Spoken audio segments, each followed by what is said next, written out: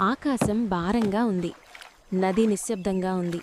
మట్టిబాట పక్కన ఒక చిన్న తాబేలు నెమ్మదిగా నడుస్తోంది. ఎవ్వరికీ కనిపించకుండా, తన బరువును తప్ప ఇంకేమీ మోసుకోకుండా. అంతలో వాన మొదలైంది. ఒక్కసారిగా ఆగకుండా నది ఉప్పొంగింది. ప్రశాంతత అల్లకల్లోలమైంది. దారులపై నీరు పరుగులు తీసింది. తాబేలు పరుగెత్తలేదు, నిలబడింది. వరద బలంగా తోసింది. బండ్లు తేలిపోయాయి. గ్రామం వంగిపోయింది. అయినా తాబేలు ముందుకు సాగింది. వేగంగా కాదు, భయం లేకుండా కాదు, కేవలం ధైర్యంతో. నీరు దాని గవచాన్ని తాకింది. వాన ముఖాన్ని కొట్టింది. కాని కళ్ళు మాత్రం స్థిరంగా ఉన్నాయి. ధైర్యం ఎప్పుడూ గర్జించదు, కొన్నిసార్లు నడుస్తుంది.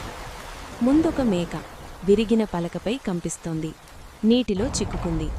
తాబేలు అక్కడికి చేరి ఆగింది. తన గవచాన్ని ఆధారంగా మార్చింది. మేక దానిమీద అడుగుపెట్టింది. చిన్నదిగా కనిపించిన దానిపై నమ్మకం పెట్టుకుంది.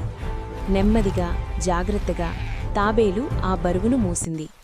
వాన తగ్గింది. ప్రవాహం బలహీనమైంది. ఇంకొక ప్రాణం ఎదురుచూసింది. చెత్త మధ్య చిక్కుకున్న ఒక కుక్క.